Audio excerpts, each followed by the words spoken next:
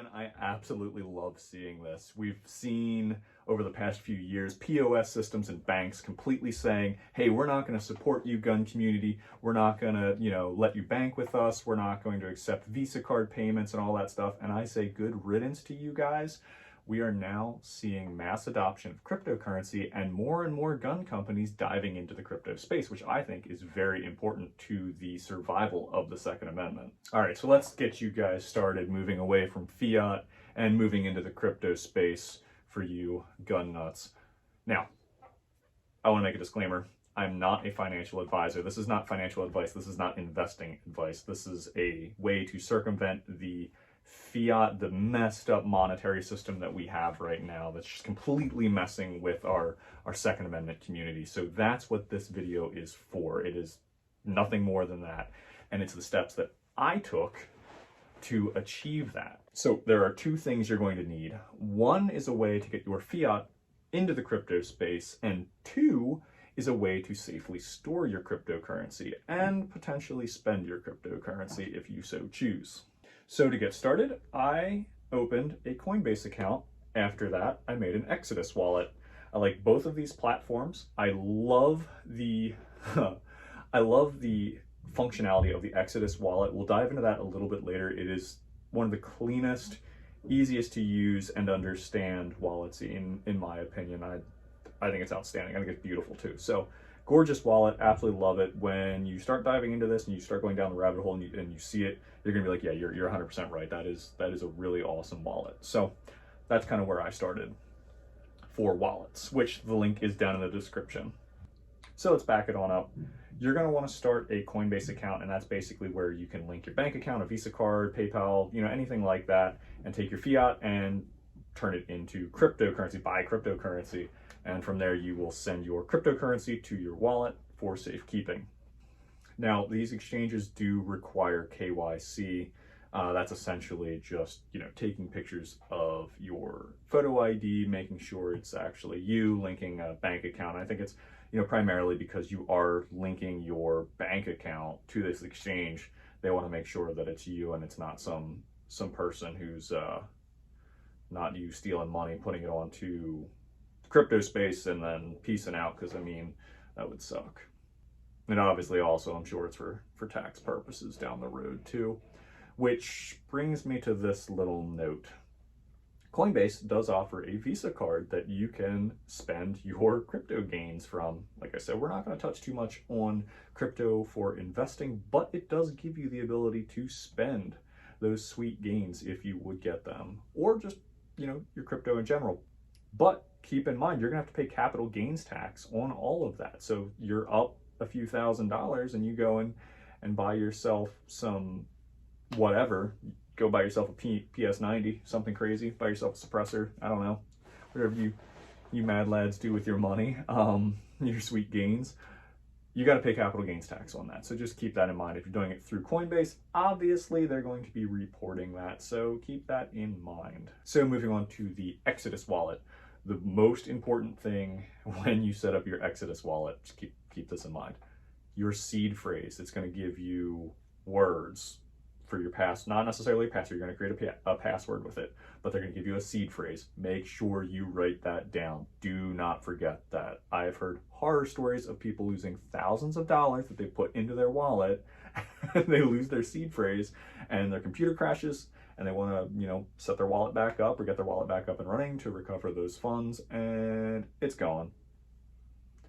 So write it down, put it in a lockbox, do whatever you got to do to remember it, but just make sure you keep that safe along with the password. So that will help you. So from your wallet now, you can take your funds, say you have Bitcoin, and say your retailer you're working with accepts Bitcoin. You can then either use your phone and scan their code on the website when you go to checkout and send your BTC, your Bitcoin that way, or you can copy and paste their wallet address or whatever POS system they're using. You can copy and paste that address to exchange the funds from your Exodus wallet to the POS system or wallet of the company you're dealing with. Now, I have included some links down in the description area so you guys can check it out. The Coinbase link is down there to set up that account.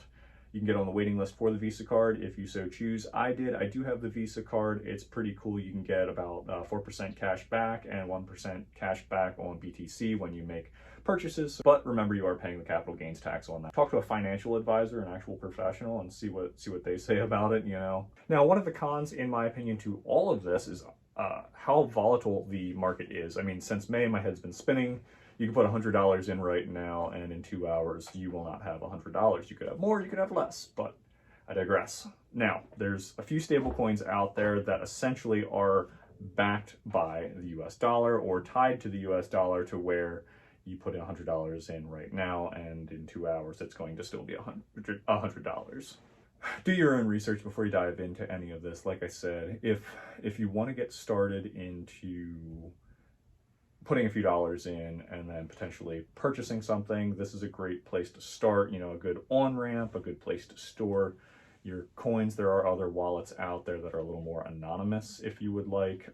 Obviously, with cryptocurrencies, you know, all of the transactions on the blockchain can be traced to what wallet. Now, who holds that wallet, I think, is a little tricky. Like, it's going to be more difficult for someone to figure out who holds what wallet, but you can kind of track what transactions those wallets make. So, you know, keep that in mind. Cryptocurrency isn't this like super secret, anonymous, like crooked, you know, shady, whatever people are saying about it. You know, people act like you're doing dirty deals on the dark web, and you know, that's just not the case. You could do more damage with, you know, filthy fiat like the US dollar. I mean, more crime is funded with fiat currency than it is with any cryptocurrency out there. So just store that one away. I hope this helps. I will do a few more videos. I'm going to do some videos where I actually purchase some stuff with the crypto to just kind of further my argument, essentially, for the use case and for the advancement of cryptocurrency. Now, one other reason why I really think we need crypto in the 2A community is because in China, they've rolled out their CBDC, their own digital currency. The government there can control everything that their people who hold this coin, they control what they can purchase, and they tie it to a social score, essentially. So imagine your social security number is linked to some like social account that it's like, oh, well, you went and volunteered here and you held the door for this person. It's not like that, but in a nutshell, it is like that. Like, you're a good citizen. You can go to the Dollar General, you can go to Target, you can go to Starbucks, and you can get whatever you want with that.